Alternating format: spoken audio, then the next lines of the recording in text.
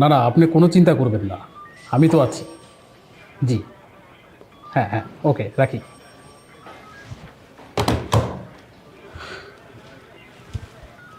বলুন, আপনাদের অভিযোগ কি?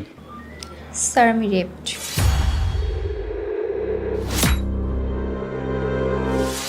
আমাকে রেপ করা হয়েছে। ও মাই গড, বলেন কি, মানে কখন? আজকে না, দুদিন আগে। তবে ওই দিন আসলে আরও বেশি ভালো হতো, মানে মেডিকেল টেস্ট করি, ওই রিপোর্ট ধরে সূত্র ধরে অনেক কিছু পেয়ে যেতাম আমরা। তারপর আসামিকে শনাক্ত করতে আমাদের জন্য সুবিধা হতো। স্যার, এই অনাকাঙ্ক্ষিত ঘটনার পর তাৎক্ষণিকভাবে কি করা উচিত তা হয়তো মেয়েটা বুঝতে পারেনি। অনুগ্রহ করে স্যার একটু যদি দেখতেন অপরাধীকে শনাক্ত করা যায় কিনা।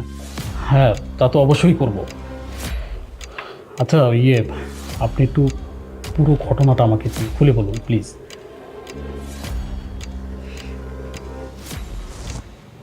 স্যার, সেদিন আমি অফিস থেকে বাড়িতে ফিরছিলাম।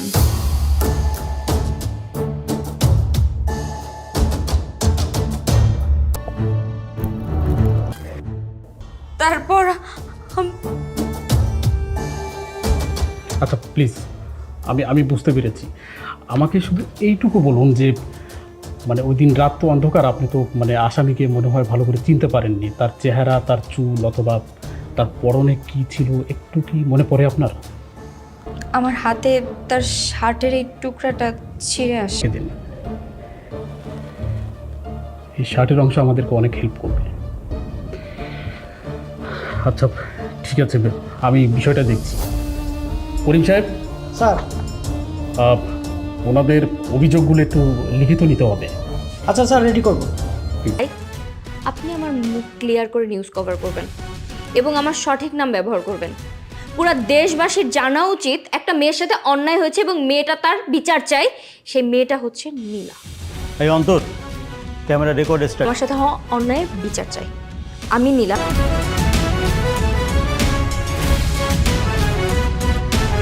অসম্ভব, এইরকম একটা মেয়ের সাথে আমি কখনই তোকে বিয়ে দেবো না। মা, এখানে অসম্ভবের কি আছে? আর তুমি এরকম ভাবে ভাবছো কেন?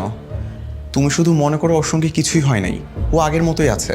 গোটা দুনিয়াটা জেনে গেছে আর আমরা না জানার ভান করব। মা, ওর জীবনে যে অ্যাক্সিডেন্টটা ঘটে গেছে এটার জন্য তো ওর কোনো দোষ নাই। মা, এরকম একটা সিচুয়েশনে আমি ওর সঙ্গ ছেড়ে দিতে পারি না। আমি ওকেই বিয়ে করব। আমার মা অস্বীকৃতি জানিয়েছে, আমি তো জানাইনি। তবে তুমি কি চাও? আমার সব কিছু জেনে শুনে আমাকে এই অবস্থাতে বিয়ে করবা? হ্যাঁ, শুধু এই অবস্থায় কেন, আমি সব অবস্থাতে তোমাকে বিয়ে করার জন্য তৈরি। ঠিক আছে, চলো তাহলে আজকে এই মুহূর্তে আমাকে বিয়ে করতে হবে তোমার। তারপর তোমার বাড়িতে নিয়ে যাবে, পারবে?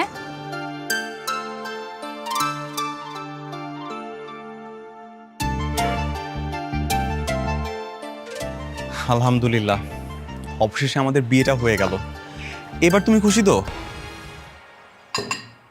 বাহ, আজকে সব কিছু কি তুমি নিজে রান্না করেছো? হ্যাঁ, মাকে ডাকো। তুমি ডেকে নিয়ে আসো, মা খুশি হবে। মা, বলো। টেবিলে খাবার দিয়েছিলাম, আসেন।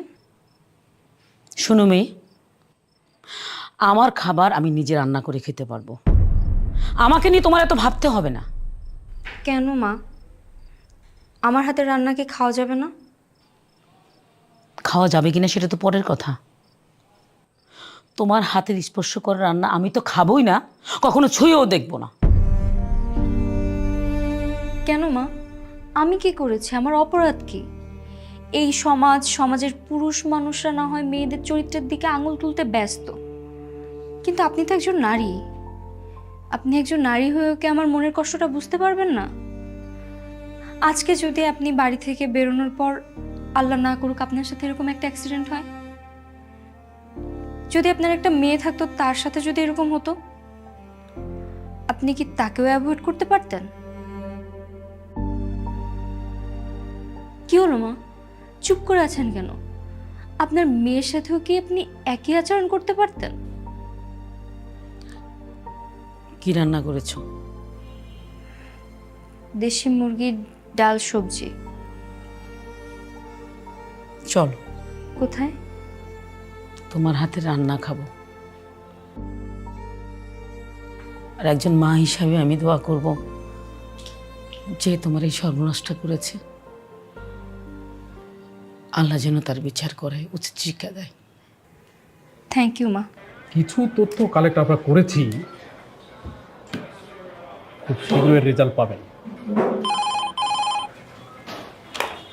এক মিনিট।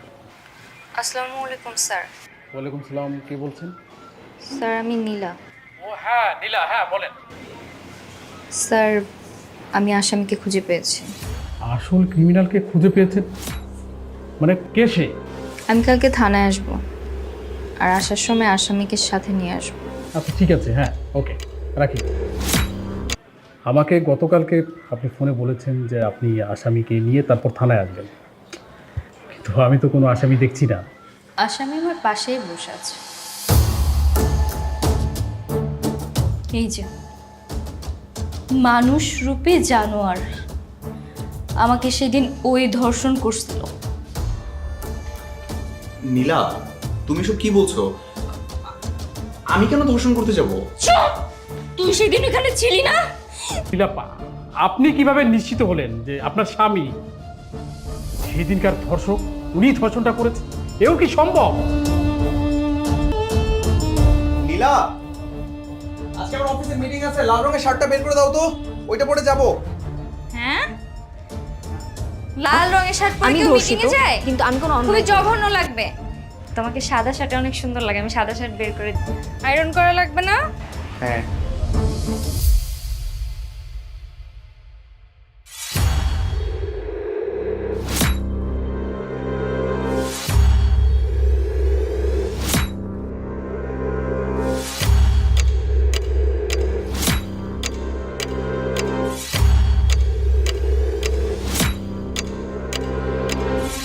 এই তোমার এই শার্টটাই এরকম ভাবে ছেঁড়া কেন?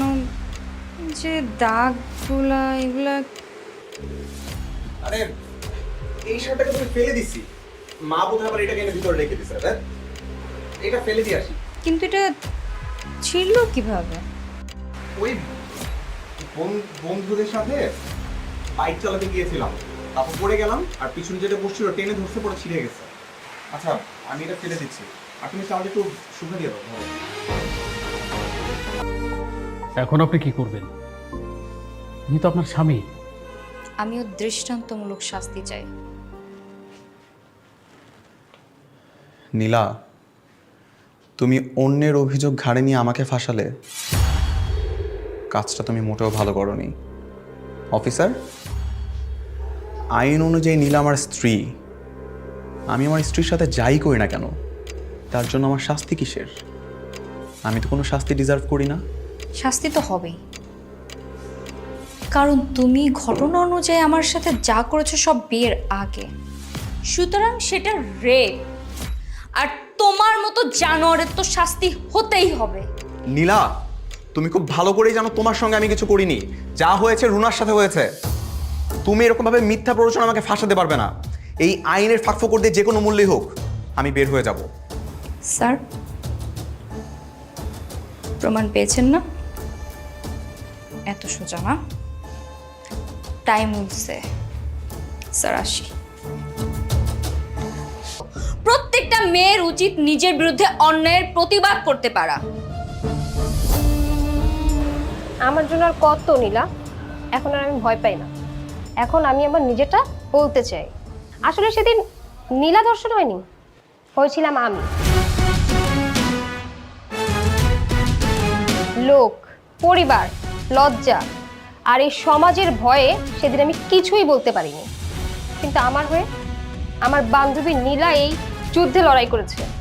কিন্তু এখন আমি নিজের যুদ্ধ নিজেই করব। আমি একজন ধর্ষিতা, আমাকে ধর্ষণ করেছে রিমন। আমার স্বামী একজন ধর্ষক, আর ধর্ষকের বিচার হয়।